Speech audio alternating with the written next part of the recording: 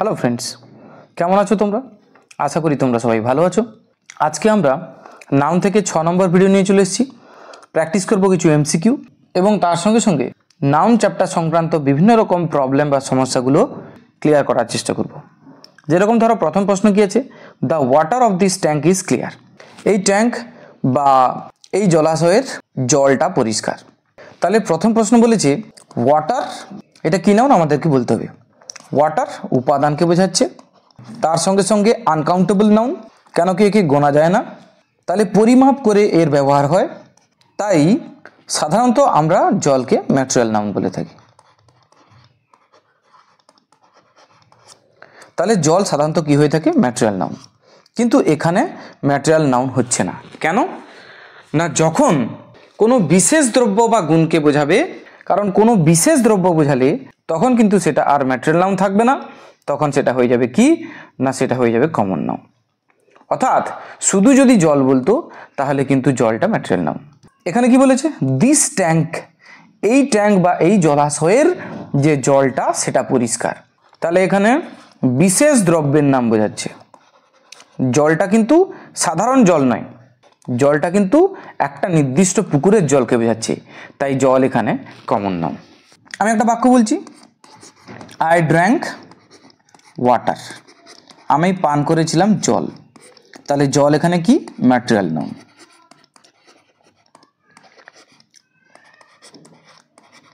কিন্তু আমি যদি বলে দিই আই ড্র্যাঙ্ক, আমি পান করেছিলাম the water of the bottle,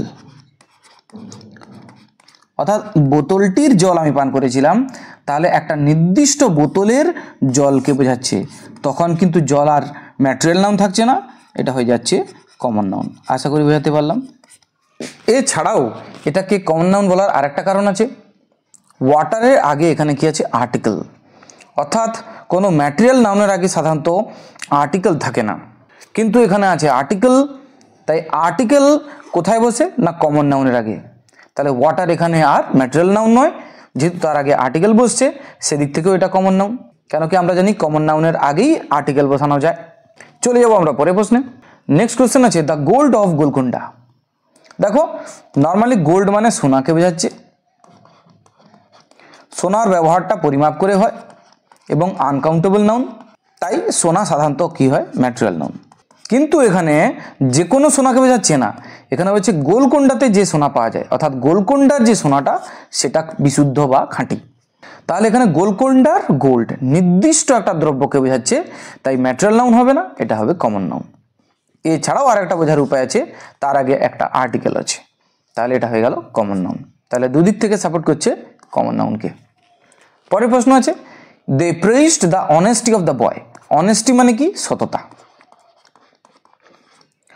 সততাকে দেখতে পাওয়া যায় না, সততাকে ছুঁতে পারা যায় না, সততাকে স্পর্শ করা যায় না, সততাকে শোনা যায় না, সততার ঘ্রাণ নেওয়া যায় না, সততাকে ছুঁতে পারা যায় না, তাই সততা কি না, সততা অ্যাবস্ট্রাক্ট নাউন হয়ে থাকে।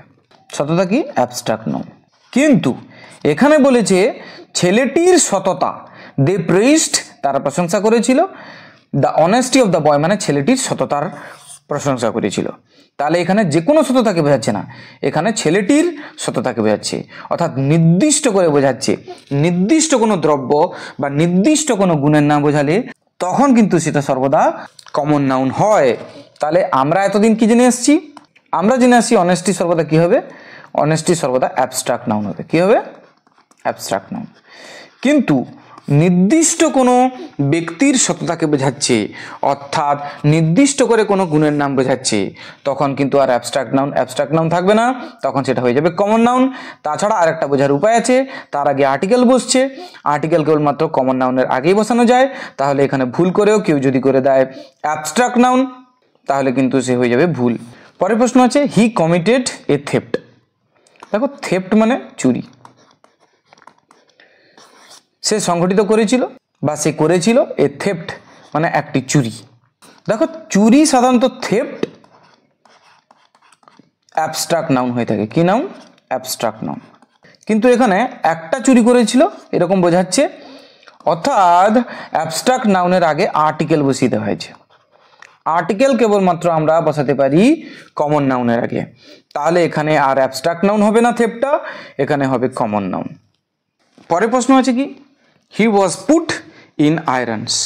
না, এখানে আয়রনস মানে কিন্তু লোহা বা লোহাগুলি নয়। এখানে আয়রন কথার অর্থ হচ্ছে চেন মেড অফ আয়রন, অর্থাৎ যে চেনটা লোহার তৈরি।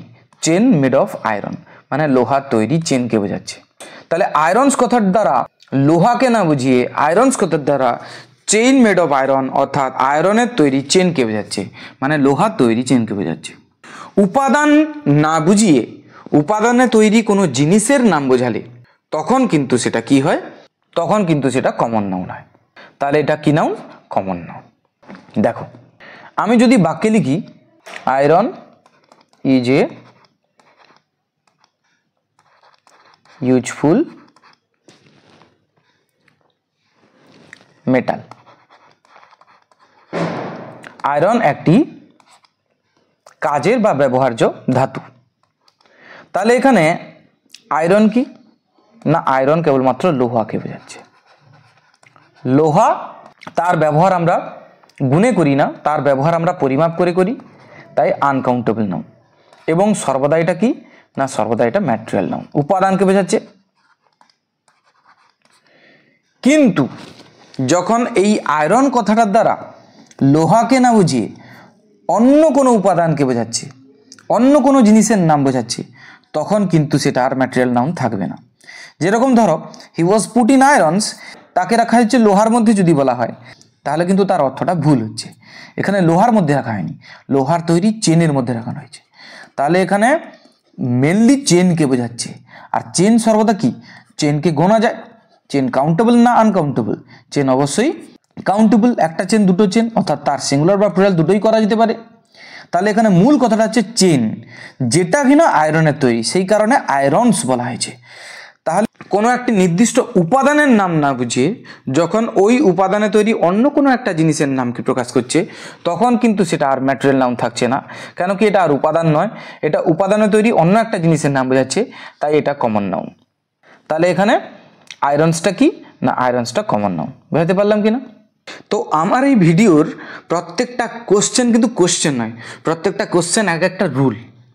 অর্থাৎ আমরা এমসিকিউ তো প্র্যাকটিস করছি, এবং ওই এমসিকিউ প্র্যাকটিস করার সঙ্গে সঙ্গে প্রত্যেকটা এমসিকিউর সঙ্গে জড়িত রুল আমরা জেনে নিচ্ছি, এবং এভাবে আমরা প্রত্যেকটা চ্যাপ্টার কভার করার চেষ্টা করছি। আশা করি তোমাদের ভিডিও ভালো লেগেছে। যদি ভালো লেগে থাকে তাহলে অবশ্যই ভিডিওকে লাইক করো, শেয়ার করো, কমেন্ট করে জানাও কেমন লাগলো। দেখা হচ্ছে পরের ভিডিওতে। Thank you very much.